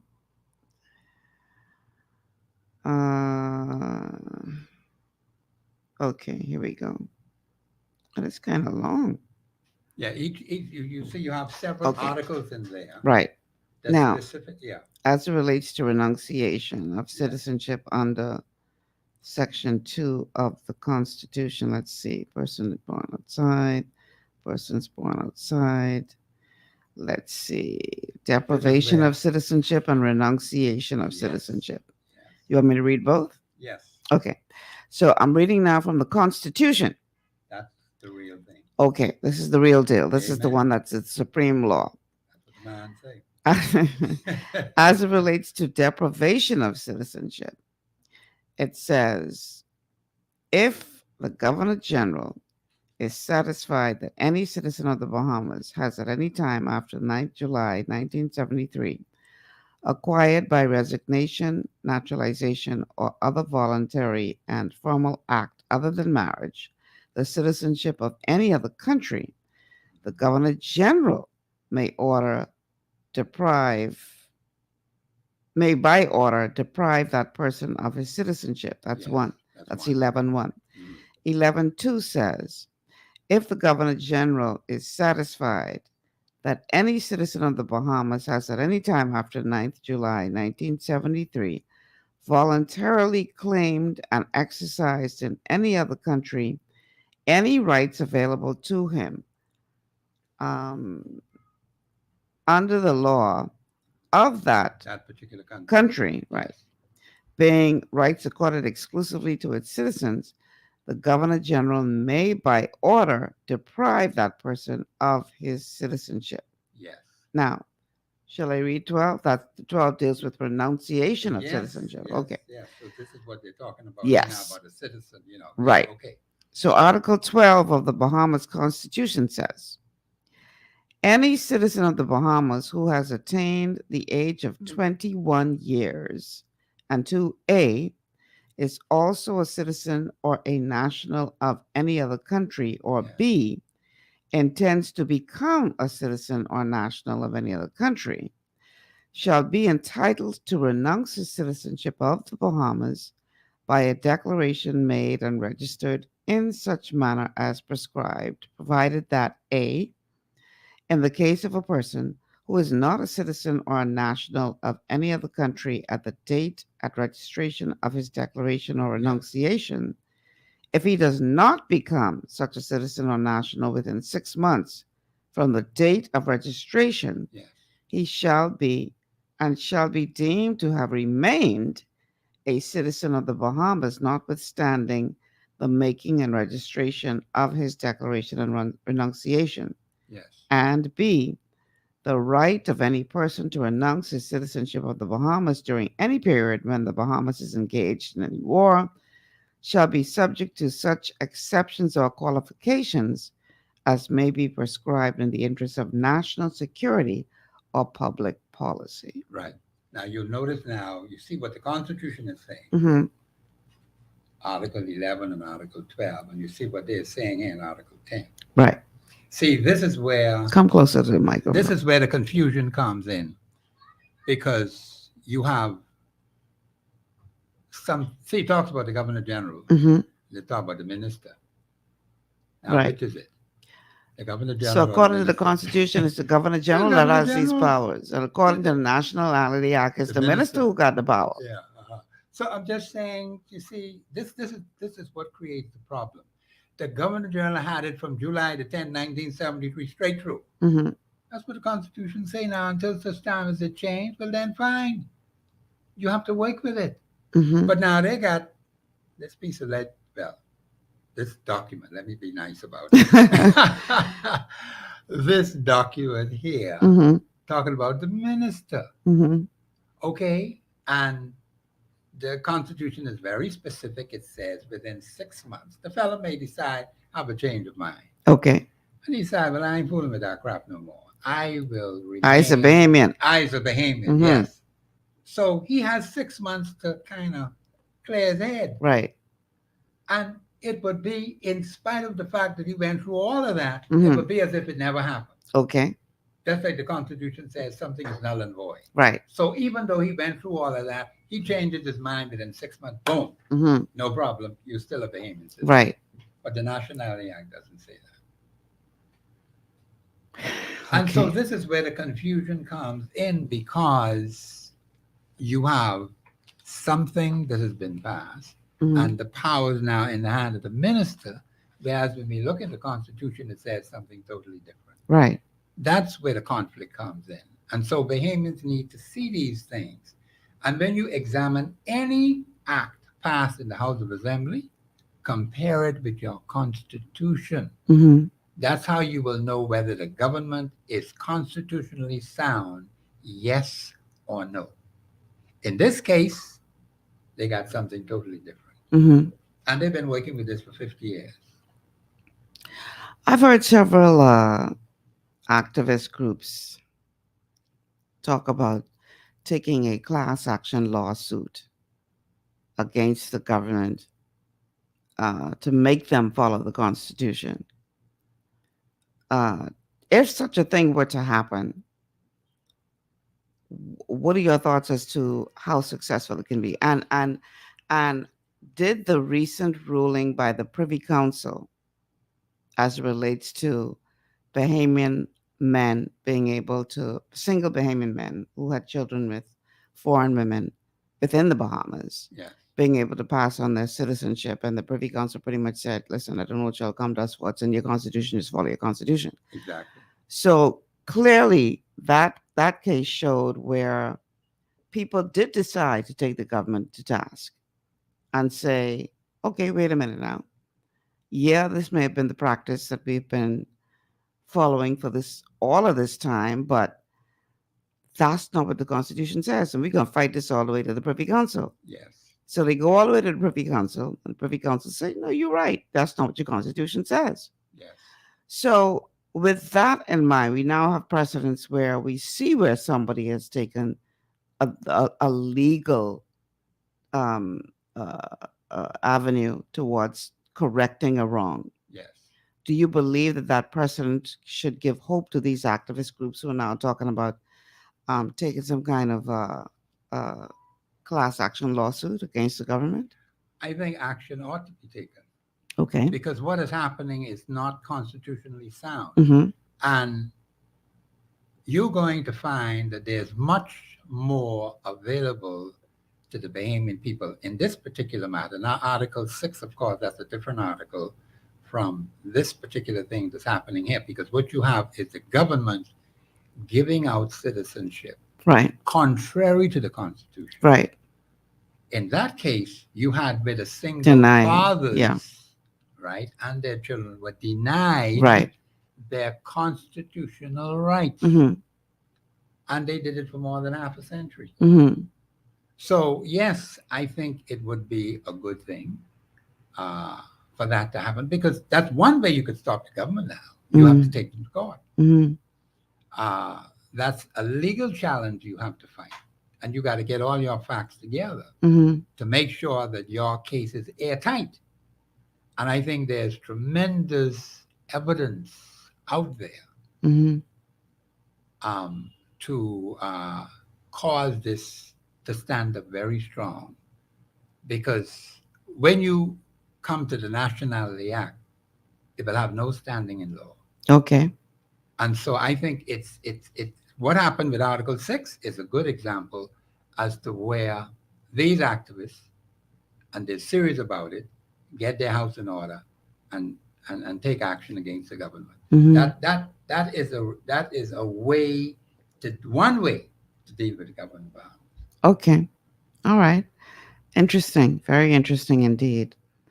Now, I see one person on Facebook saying they ain't got no sound, but I think everybody else have sound. I think it's just you who ain't got no sound. So I think you need to go check on your situation, because nobody else is complaining about not being able to hear.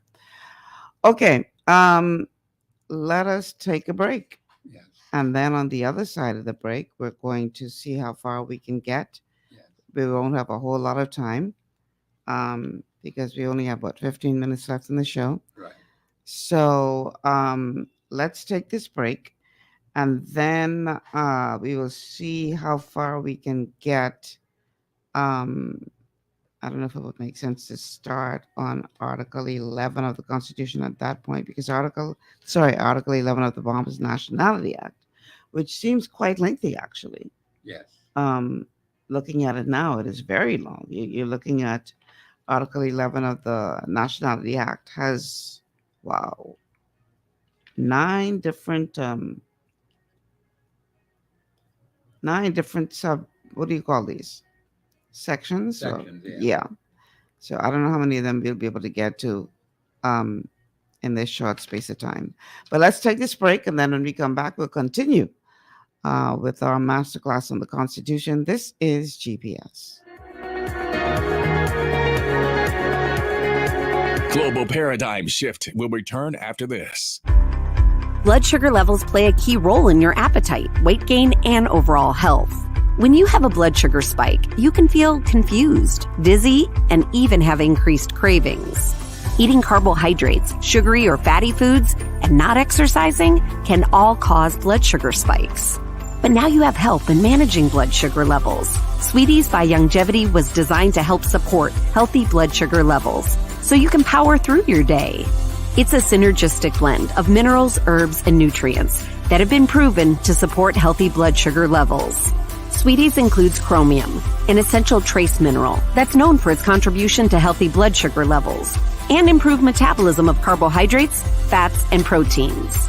Cinnamon bark has been included for its naturally occurring antioxidants and support of a healthy heart.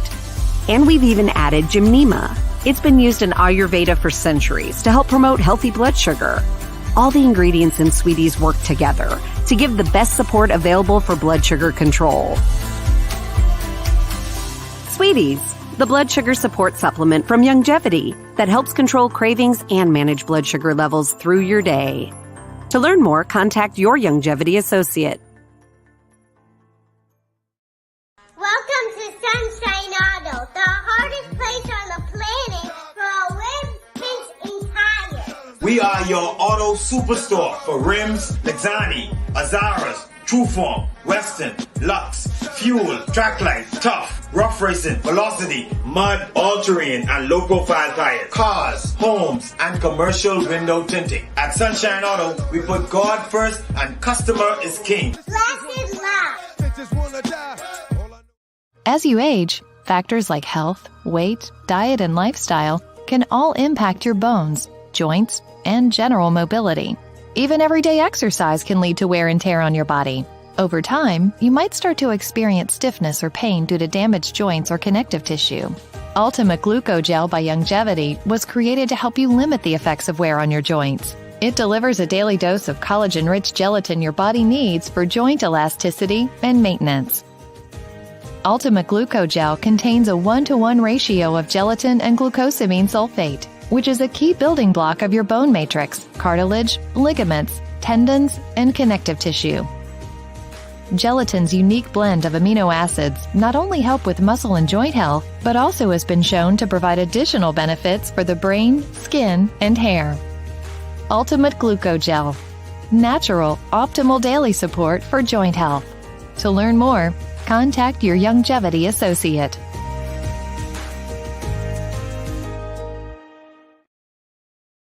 $99.5. And we are back. Welcome back to GPS Global Paradigm Shift on Global 99.5 FM. Michelle Malcolm here, along with Professor Sidney McArthur, Walter Thompson, on this Masterclass Monday, where we're looking at the Constitution of the Bahamas, and as of late, in comparison to the Bahamas Nationality Act, to see how the two meet or do not meet.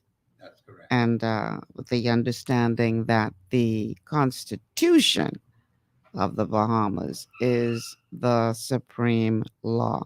Now, prior to the break, we did read over Part 3, Loss of Citizenship of the Bahamas Nationality Act, in comparison with what it says in the Constitution about the same thing. And as opposed to trying to start Article 11 of the Nationality Act right now, which is quite lengthy, with only 10 minutes left in the show. I think it would be better served, our audience would be better served if we go further into comparing Article 10 of the Nationality Act with the section of the Constitution that we just read. Precisely. Yeah, so people get a fuller understanding of the difference between the two. They will see the difference. Come closer for me. They will see the difference between the two. Right. Because the thing is that we need to get people to see what has happened, where the government or the parliament of the day has created a legislation where they say they're going to make changes to the Constitution. Right. And the Constitution tells you how these changes ought to be made, who has the powers and who don't have the powers. But this is where an act like this creates a lot of confusion in the minds of the average person, because the act is saying one thing, the Constitution says another thing. And they see things happening and they say, well, what has happened to our Constitution? And then, like one gentleman told me some years ago, that's only a piece of paper. But I think people are beginning to wake up to understand it's not just a piece of paper. Something else was a piece of paper. But the Constitution itself carries tremendous authority and power, even though there have been those who've had the opportunity to run the affairs of this country, have done a disservice to the Bahamian people by not following strictly the Constitution of this country. That is our main problem, and we have to fix that. And it takes the people to understand what has been happening, what's going on, and we need to change it and do something about it. This is such heavy lifting, Professor. Yes, it is. Because you ain't talking over 1 year or 2 years. You're talking 50 50 years. 50 years, that is correct. And there may be some who say, man, look here, you all need to let bygones be bygones and just start over. You expect us to go a whole 50 years back? And some of the people are dead and gone. And, this is a serious Pandora's box you're trying to open, Professor. I have no problem with that, because you look at the Dominican Republic. Mhm. They had to go back many decades, and they cleared up the crap that was in their country. I'm simply saying, if we're going to get this thing right, well, let's look at all of those dead and alive who were given citizenship in this country. Let's clear the record, because if we don't clear the record, we're going to have this problem to haunt us for the next 50 years, because nothing was ever done about it. That's going to be the situation. We're going to be in a far worse state. Professor, I know that you are all about the Constitution. That's your only concern, is the sanctity of upholding the Constitution, right? Yes, that is correct. I get that. We talking 50 years. We talking people who, based on what you're saying, based on the Constitution, would have received citizenship fraudulently. That is correct. For 50 years, according to what you're saying. Now, that's at least 2 generations. Maybe 3. So, wow. So somebody is granted citizenship 50 years ago fraudulently, and they are not children and grandchildren whose citizenship relied on the fact that grandpa got citizenship. And so that citizenship that grandpa got 50 years ago was passed on to his son, and then his son gets citizenship. So that was passed on to the grandson. Now you talking about going back 50 years and saying grandpa shouldn't get it in the first beginning, like we like to see in the Bahamas. Yes. So now what's supposed to happen to the son and the grandson? That's a good question. I'm glad you raised the question. Mm-hmm. But if we're going to run this country according to the Constitution, you're going to have to take some serious action because of the wrongs that were done in the past. Mm-hmm. You're going to have to face the harsh reality. See, our weakness as Bahamians is, they've been here too long. They could just mingle in. But that's our weak spot. They've been taking money from this particular section of governance in the country, Are you saying now they should continue doing that for the next 50 years? No. We don't plug it up and say and stop it from happening? No, I'm not saying that you allow it to continue. Yes. Well, what I am saying is that, okay, you got to draw the line somewhere. You saying draw the line from 50 years ago where they shouldn't have started to begin with. I'm saying, what of the people who have the thought that, okay, we draw the line in the sand starting today? So if you happen to get citizenship before today, fraudulently from the Nationality Act or anything else, you luck out. No, but as of today, that wouldn't suffice at all. that ain't gonna work. No, that can't work. That would never work. If you do not correct the problem, because you got a lot of, it's not fair to me. Mhm. It's not fair to you, Ms. Malcolm, Mhm. who are genuine Bahamian citizens. How could you have this person benefiting, a fraudulent person benefiting from the hard work that I did and you did, Mhm. and they just come in and didn't get it the right way? I mean, what are we saying? Is that the kind of country we want to run? That doesn't make any sense, Mhm. because it's happening right now as I speak. Absolutely. We have to face the harsh reality. Because Bahamians have to wake up to the fact that some things went seriously wrong in this country during our first 50 years. Well, the minister got the power. The minister could make them kind of decision according to the Nationality according to Act. the Nationality Act. Yes, Mhm. even now the minister is saying also That now is right. that they ain't got to give up no citizenship according to this, Mhm. the Nationality Act. Right. They ain't got to renounce nothing. Mhm. They could have their citizenship and still get Bahamian citizenship. The Constitution doesn't support that. Mhm. But that's what he said recently. So what are we going to do? We're going to say, let him keep writing up these pieces of paper, scraps of paper, and signing them and giving them out and say, you as a citizen of Bahamas? Is that the kind of nation we're going to build? We're building a nation on fraud. People who are not loyal to the country, people who don't speak your language. It's a recipe for disaster. That's what you're going to get? Is that what we want as Bahamians? Or are we going to be prepared to say, no, it must stop, and we have to find a way to stop it and correct the problem? I want to read a comment. This one is coming from Lisa Bartlett, who says, we don't have any weakness. It's our government who have allowed this to happen. We have laws, and it's going to take the Bahamians who are legal to wake them up. Okay, I accept that. Because, see, it is the government of the Bahamas, those who were given the responsibility to govern the national affairs of this country. Mhm. That's where the weakness is. Right. I agree with that. Mhm. Now, the Bahamian people are the ones who did what? Elect these personalities to the House of Assembly Mhm. to do our national business. Right. So now, what has to happen, therefore, then we have to be very particular about persons we send to the House of Assembly to do our national affairs. We notice now that this master plan side of seats, the last two elections, the last one, 32-7. The one before that, 35-4. And it's been going like that back and forth for the last 25, 30 years, where there's been change from one government to one administration to the next. Okay? But what you have done is you've had party personalities Mhm. don't seem to understand their role as parliamentarians. Mhm. This is where the difficulty comes in. You are sitting in the House of Assembly as a party personality, not a parliamentary representative. So Professor.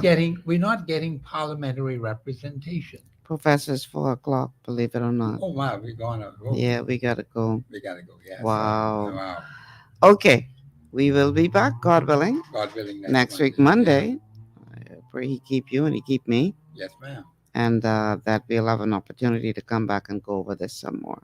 So thank you once again for always making Monday show an interesting show as we dive deeper into the Constitution. Much appreciated. Yes, ma'am. Thank you.